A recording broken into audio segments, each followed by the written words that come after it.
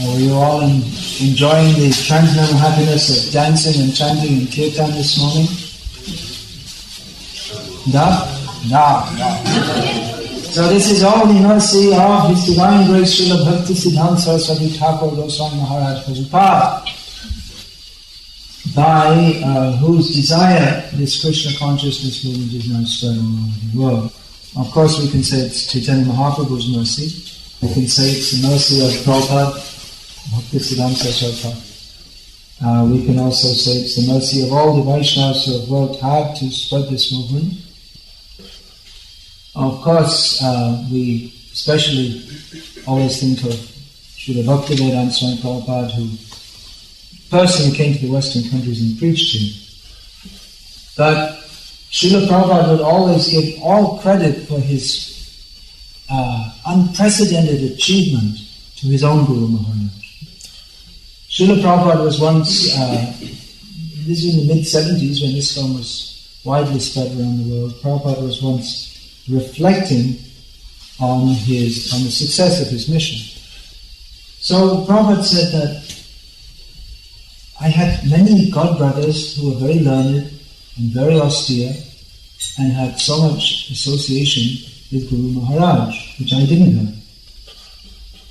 In the Gauriya Math, the sannyasis and brahmacharis used to refer to the householders as Pacha Grihastha, which means rotten Grihastha. So Prabhupada said I was considered a Pacha Grihastha.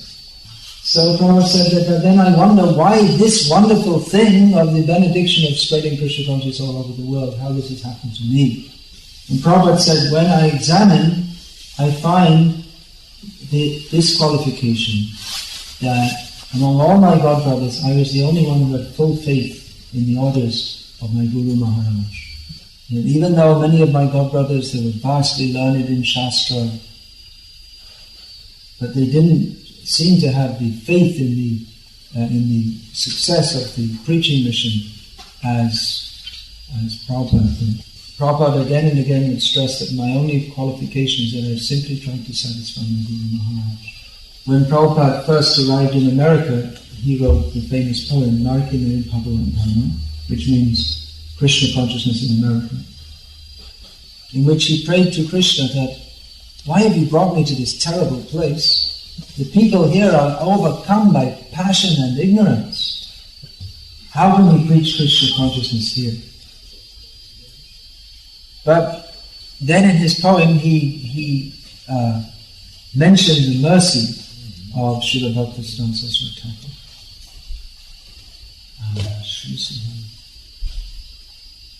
Sri Siddhanta Saraswati, then Krishna Bhakti Dev Karita said that Bhaktisiddhanta Saraswati is very dear to Chaitanya Mahaprabhu, and he preaches Krishna consciousness in many different places.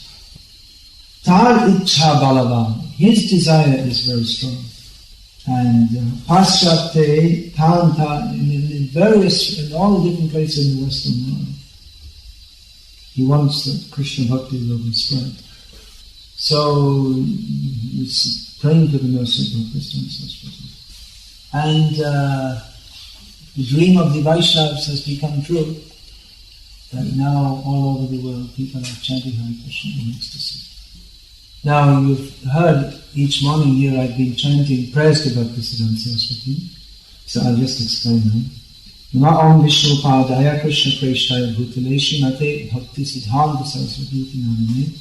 This means that I offer my respectful obeisances to Srila Bhaktisiddhanta Saraswati Goswami Maharaj Prabhupada, who is situated at the lotus feet of Lord Vishnu and is very dear to Krishna in this world. So this has become the basis for the group, or the generic, has become the generic type of mantra for all spiritual masters in the line of Bhaktisiddhanta Saraswati. And the next line, Shivashabhani Devi Dayataya Kripabdhaye, means that his initiated name, the name he was given by Gaur Kishore Das Prabhuji Maharaj, is Shivashabhani Devi Dayata Das. So Varshabhanavi means the daughter of Vrishabhanu Maharaj, namely Radharani. And Dayata means the servant, so he's the servant of Radharani. And Kripabdhye means he's offering obeisances unto he who is an ocean of mercy. Krishna Sambhanda Vijnana Dayane Prabhave Namaha. I offer my obeisances to him who is very powerful in bestowing scientific knowledge of our relationship with Krishna. Madhuryoджvala Premadhya. He is Shrirupanuga Bhaktida. He is the giver of devotional service in the line of taught by Rupa Goswami, followers of Rupa Goswami, which is enriched with Madhuryojvala Prem, which means a love of Krishna which is resplendent with the sweetest of rasas, namely the Shringara rasa, or that of between Krishna and particularly between Krishna and the gopis. Shri Gaura Karuna Shakti Vigrahaya Namostute. He is the personification of the energy of Chaitanya Mahaprabhu's mercy. Namaste Gauravani Shrimurtiye Dinatarini. He is the personification of the teachings of Chaitanya Mahaprabhu and is the deliverer of the fallen. And Rupanoga Viruddha Prasiddhanta Dvantaharine. He destroys the misconceptions which are propounded as wrong philosophical conclusions against those given by Rupa Goswami Prabhupada. Now, just as I was walking to this seminar, Jagatath Maharaj is also walking to his. But he's also giving a lecture on Bhaktisiddhanta Saraswati Thakur's teachings in the form of his poem Vaishnava Cave. So as we were walking down together, we were discussing on the topic of the stool of pigs. You might think that's an unusual topic.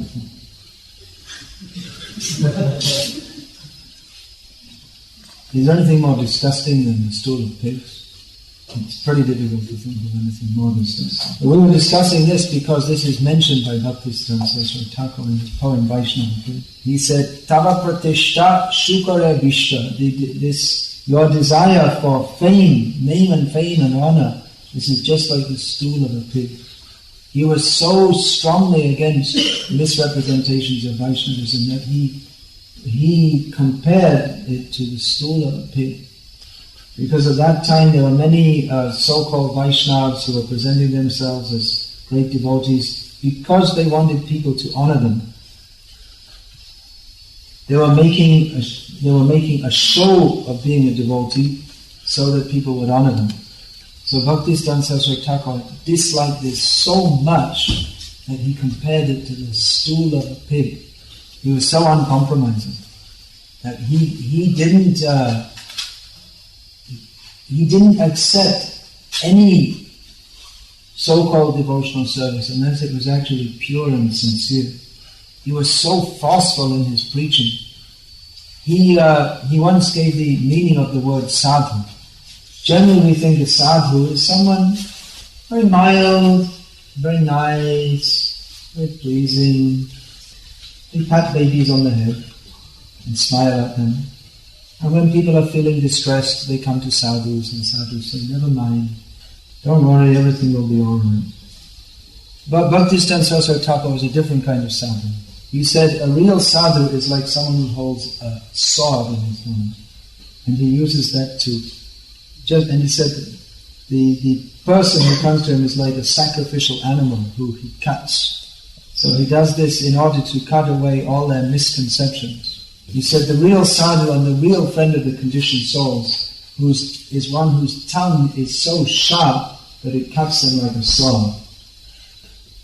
And in this way cuts away their false ego.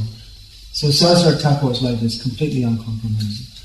There were many famous, supposed to be sadhus and devotees, but Bhaktisiddhanta Saraswati Thakur, he rejected them all unless they're actually pure devotees. At that time, the Indian independence movement was very strong. It means the time of Bhaktisiddhanta Saraswati Thakur's preaching, which was, well, he started organized preaching around 1920 and he passed away from this world in 36. So this Mahatma Gandhi, so-called Mahatma Gandhi, he had convinced the people of India that the cause of India's independence from Britain was a religious and spiritual cause. But Bhaktisiddhanta Saraswati, he didn't. Mahatma Gandhi had his non-cooperation movement, but Bhaktisiddhanta Saraswati, he also had his non-cooperation movement. He didn't cooperate with Gandhi and company. He used to welcome the British, and he used to, you see, previously the sadhus in particular, Hindus in general and sadhus in particular, they didn't like to mix with the British because they considered them very contaminated, because they ate meat and particularly they ate cows, which was considered highly sacrilegious by Hindus. But Bhaktisiddhanta Saraswati, he would invite the British leaders to come to Mayapur and to his different centers, and he'd honor them and make them the chairman of the meetings. And the British, if he invited them, then he thought, I have to arrange for meat and cigarettes for them. These are the things they take. So he was arranging this at Mayapur for the visit of Sir John Anderson, the governor of the United Provinces. So one of Saraswati Thakur's sannyasis, Bhakti Rakshak Sridhar Maharaj, he protested. He said that surely this will bring a very bad name to the Gauriya Math. And Saraswati Thakur said that you don't know, I've already planned this out many lifetimes ago. So like this, he did many revolutionary things. He came into Vrindavan very nicely dressed, riding in a car. Just try to consider, in those days, very few people had cars anywhere in the world, especially in India. Only the top British officers, some kings, some maharajas, and some very rich people could afford a car. And there were no proper roads either. Definitely at that time the road to Vrindavan would have only been a dirt track. And the sadhus, they eschewed all kinds of Western contrivances. They wouldn't even like to use some small kind of gadget, let alone a full motor car. And what to speak in Vrindavan, the most holy place. If anyone had brought a car to Vrindavan, they would have protested that you're spoiling the atmosphere. And how could a sadhu, of all people, come to Vrindavan in a motor car? So the Babajis there, they were shocked. See, they're just wearing a little cloth and they're leading a very austere life. But Bhaktisiddhanta Saraswati Thakur said, I have come to teach you how to follow Rupa Goswami. Your wearing a little cloth is only imitation, but you don't have the realization of Rupa Goswami. Sri Chaitanya Mano Bhishtam Sthapitam Yena Bhutale Swayam Rupa Gadama Hyam Dadati Swapadam Tikam. This mantra, well-known mantra, says that when will Rupa Goswami Prabhupada, who is established within the world, the innermost heart's desire of Chaitanya Mahaprabhu, when will he bestow his mercy upon you? So generally Vaishnavas, they understand this verse to mean that Rupa Goswami explained the innermost desire of Chaitanya Mahaprabhu, which was his feelings of devotee, especially the feelings of Radharani for Krishna, which is also... But Bhaktisiddhanta Saraswati Thakur explained it to mean that Chaitanya Mahaprabhu's inner desire is Priti Vite Ache Jata Nagarati Gram Sabhakta Prachar Hoive Moranam. Chaitanya Mahaprabhu's desire is that his name be preached in every town and village of the world. And therefore he considered that according to the time, place and circumstance, it was necessary to adopt such means to preach Krishna consciousness. Once someone asked him that, well, why do you always preach to the top strata of society and the intellectuals? Why don't you go to the jungles and preach to the people living in the jungles and the poor people, like that. But Saraswati Thakur said, I don't want Chaitanya Mahaprabhu's movement to be thought of as Choto Loke Dharma, or religion for the lower class or less important people. So he preached mostly among highly educated people. Such people are generally quite proud. Therefore Chaitanya Mahaprabhu said, Dinere adhik daya kare Bhagavan pandit kulin dhani baro abhiman. Chaitanya Mahaprabhu said that God particularly favors the fallen and poor people, because those who are born in aristocratic families, those who are very learned, and those who are very wealthy, they're generally very proud also. So such people are very proud, but Bhaktisiddhanta Saraswati Thakur, he commanded their respect. He didn't want the people to think of him as just another kind of beggar sadhu. And in terms of intellectual ability, you see, even advocates and professors and very intelligent and learned people come to him, but he would totally demolish them from all their arguments with his far superior intellectual genius. Even sometimes Western people would come to him, professors and different kind of people, and they were sure that there was no defense of what they considered to be Hinduism. You say that God has come as a fish, as a tortoise, and so many funny things. And your God, he is immoral. But Bhaktisiddhanta Saraswati would explain in such ways that they could understand that his, even from, want to speak of spiritual, even his intellectual understanding is so far superior to them that they simply have nothing left to say. Alright, I told you I'd speak something about some of his disciples. So let me start with Jati Shekhar Prabhu, who gave me much of the material for this book. Now, in one of Prabhupada's lectures or conversations, he says that one of my godbrothers told me that he was a graduate of intoxication. Graduate of intoxication. Means very experienced, he had some degree. No, it means that he's been through every type of intoxication. So Prabhupada said about his godbrother. Yeah, his godbrother told Prabhupada that he was a graduate of intoxication. There's no such thing as a graduate of intoxication. Yeah, either. There was no kind of intoxication that he hadn't used profusely. So I once asked Jati Shekhar Prabhu that, well, do you know who that person was? I read that Prabhupada had said this. Do you know who that was? He said, yes, that was my father. That he used to take every kind of intoxication. But once he heard a lecture of Bhaktisiddhanta Saraswati Thakur, and the next day he came to him and he brought his chillums and all this paraphernalia for smoking, his chillum, his hookah, all these different things. He brought it in front of him and said, this is my life up till now. So now I'm leaving all this and you please give me in exchange one japamala.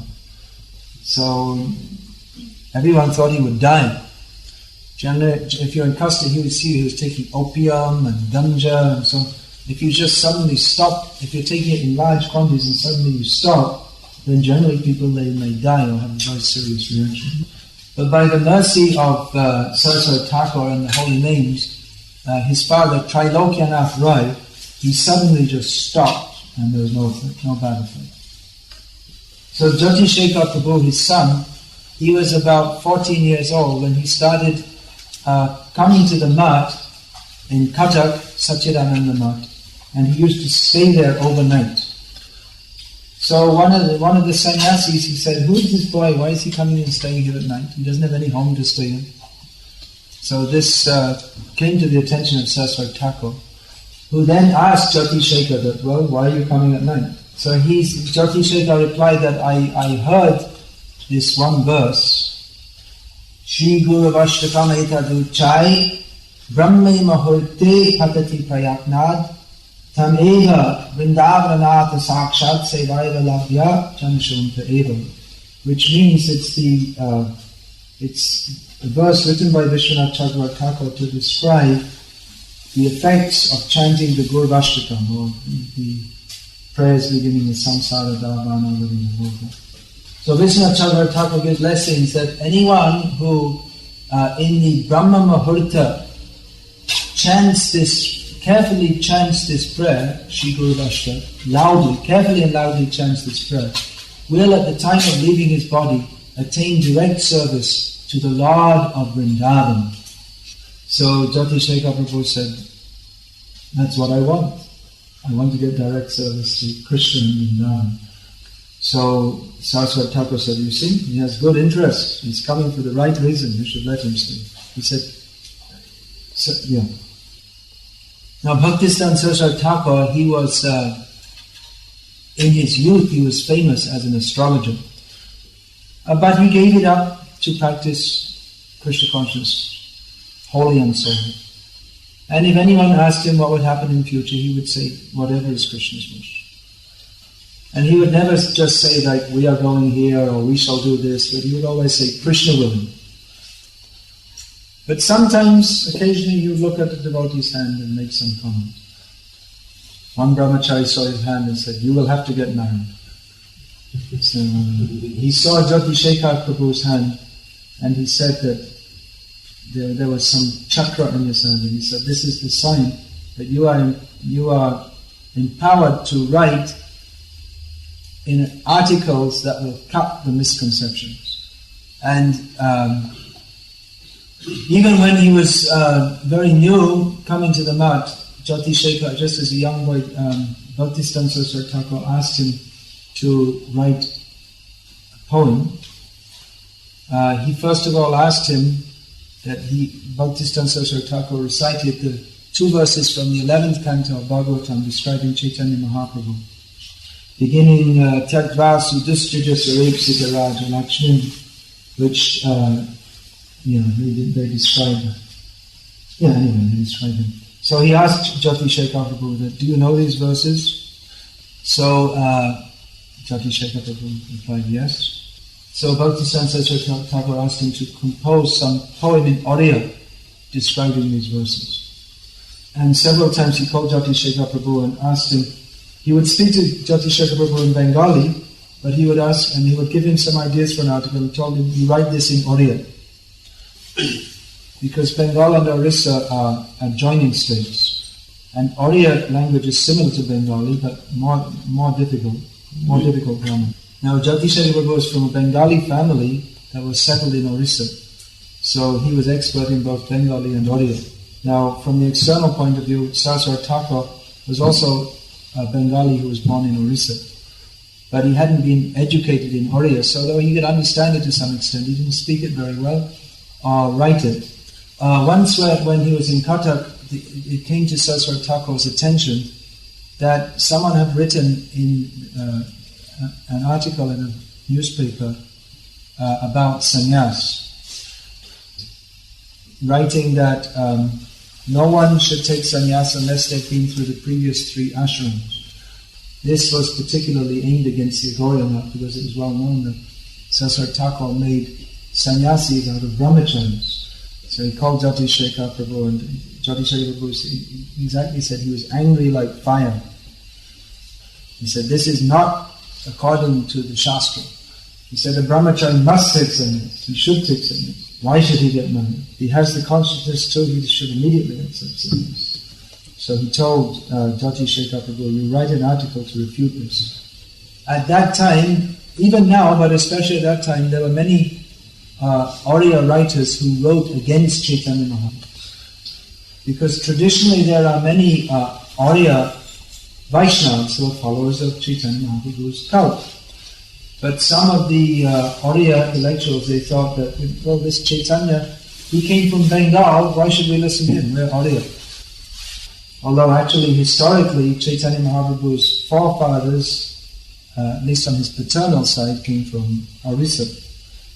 Of course, we shouldn't think of Chaitanya Mahaprabhu or his great devotees like Bhaktisiddhanta Saraswati Thakur as belonging to any particular race. But there was this strong anti-Bengali feeling focused on Chaitanya Mahaprabhu because they thought that the Bengali culture is dominating us. And they would say that, you see, because Prataparudra Maharaj followed Chaitanya Mahaprabhu then he became weak and non-violent and sentimental, and therefore Orissa's strength was lost, and he wasn't able to fight properly. He wasn't able to fight properly, and Orissa's strength was lost. But Bhaktisiddhanta Saraswati Thakur instructed his followers, whenever any such article comes out, you immediately write a reply and demolish their arguments. So what happened was that all these so-called scholars, they stopped writing such things because they were afraid of getting some very pungent reply from the Gaudiya Math. Some other stories about Jyoti Shekhar Prabhu. There was one, once in Cuttack, one queen, who's the wife of a Maharani, she came to visit the Gaudiya Math. So she was the queen of Ali, which is a district in present-day Orissa. So she was called the Ali Rani, the queen of Ali.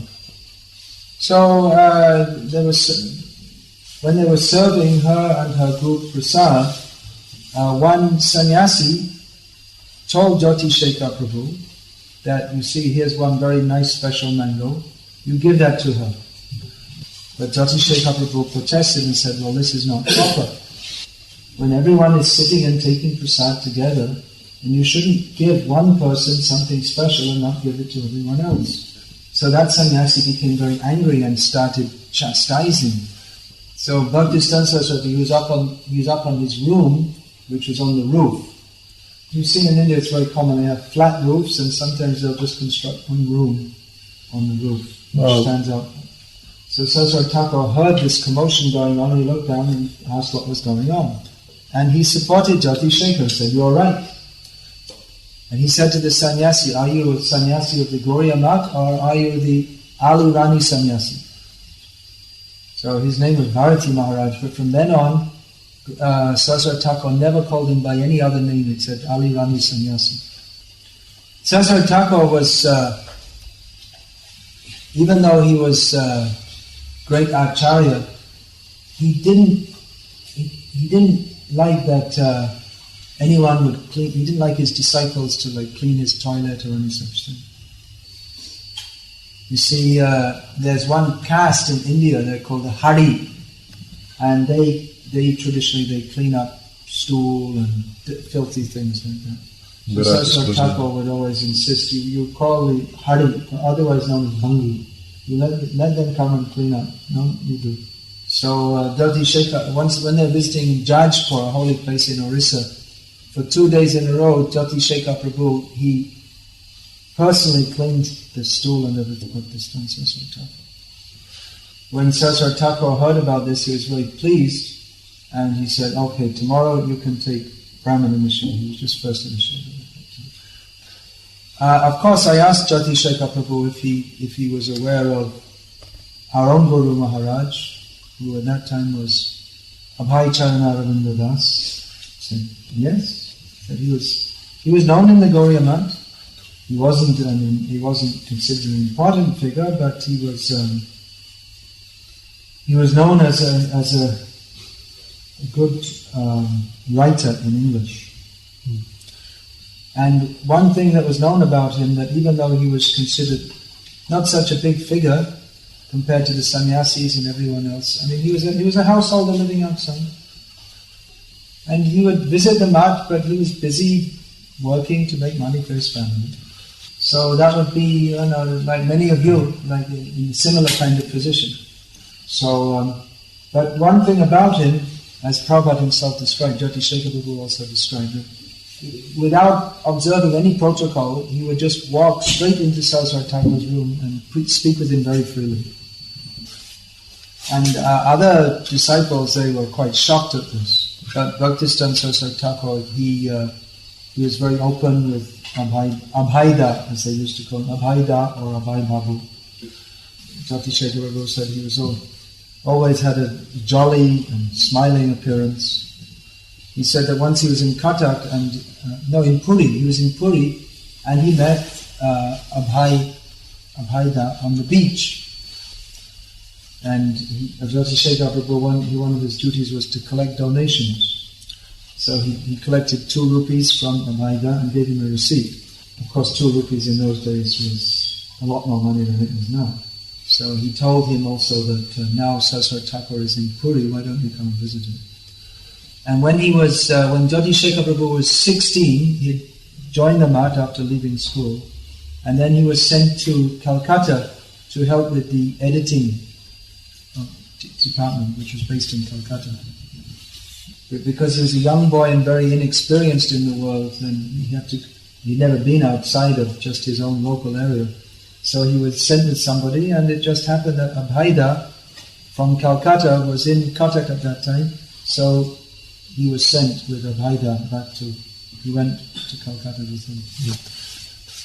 The Jyoti Shekhar Prabhu told that once there was Bhaktisiddhanta Saraswati Thakur held a meeting of some of his disciples who were good in English. He said, we need a new magazine in English. He said, we have the Harmonist magazine in English, but its pitch is a very highly intellectual one for people who already know quite a lot about this philosophy. So he said, we need another magazine in English which will present the philosophy of Krishna consciousness to people without any knowledge of it, as many of the English-speaking people are. So he asked the devotees to give different ideas for the title of the magazine. And different devotees gave different suggestions. And Abhaida, who was present there, gave the suggestion, the name should be Back to Godhead. And Bhaktisiddhanta Saraswati Thakur said, yes, that is the right name. He said, the motto of the Gauriya Math is back home, back to Godhead.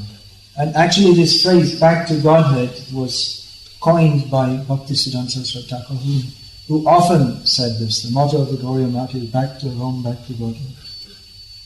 Which is very interesting because, nowadays some people say that, well, Prabhupada said we were in the spiritual world and we came from there, but that's not actually correct.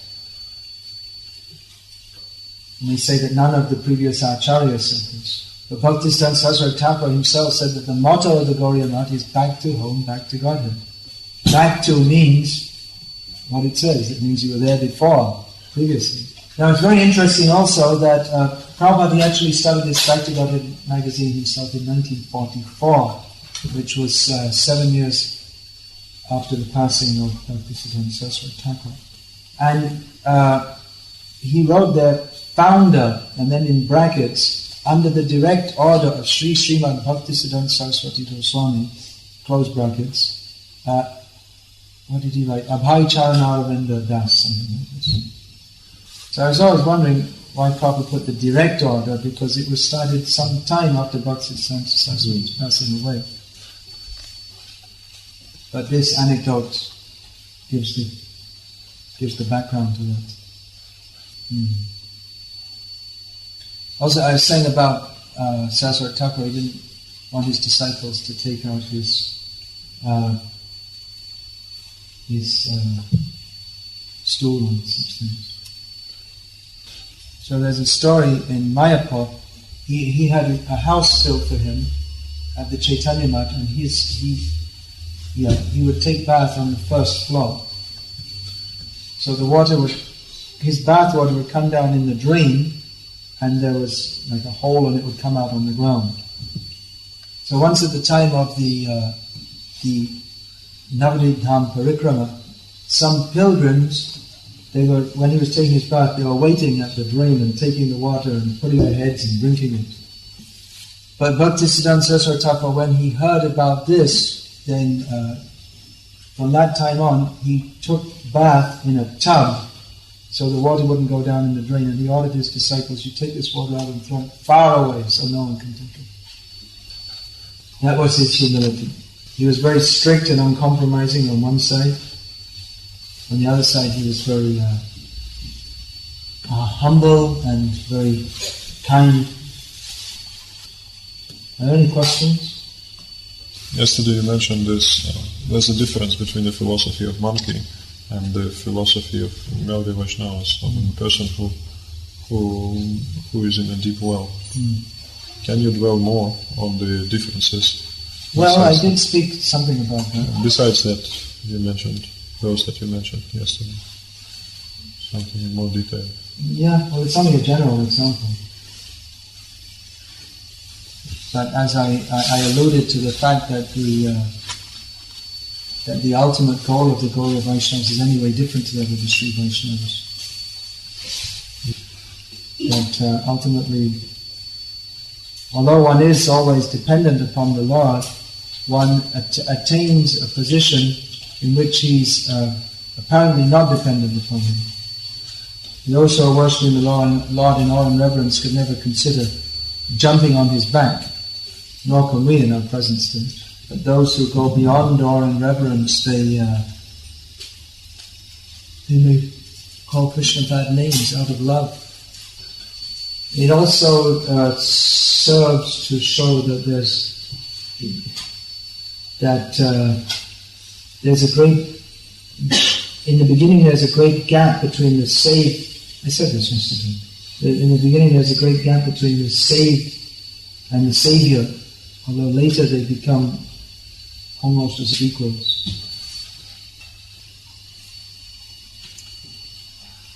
Can you describe the symbol of Gaudiya Math, and especially the logo? Yeah, the logo, especially that preaching is considered part of Raganuga Bhakti. Yeah, because preaching has to be spontaneous. You can't do it. Some system has to be there, as in Raganuga, but at the same time you have to be ready for anything at any time. Yeah, there are principles to be followed, but at the same time you have to be ready for anything at any time. Specifically, the printing press is there on the side of Raganuga, which was. Some people were surprised that you have all these Indian things in the logo, and then you have a printing press, which doesn't seem very spiritual. It's a machine. The Bhaktisiddhanta Saraswati Thakur considered that to print books and distribute them was the best service. Nowadays, some so-called followers of Bhaktisiddhanta Saraswati, they say that ISKCON's book distribution, it's only karma yoga, it's not bhakti. But this is, I don't think such people are actually followers of Bhaktisiddhanta who put the Brihat Mridanga printing press in his logo on the side of Raga Marg. Such people talk of Raga Marg, but they don't know that Raga Marg is based on service. So this service of printing and distributing books is the most important service for delivering the conditioned souls, which is the desire of Chaitanya Mahaprabhu, who is the combined form of Radha and Krishna. Having said that, I'm going to suggest that we have a few books here for distribution and some prasadam also. There's much, much more to be said. It's all coming in books. Just like I can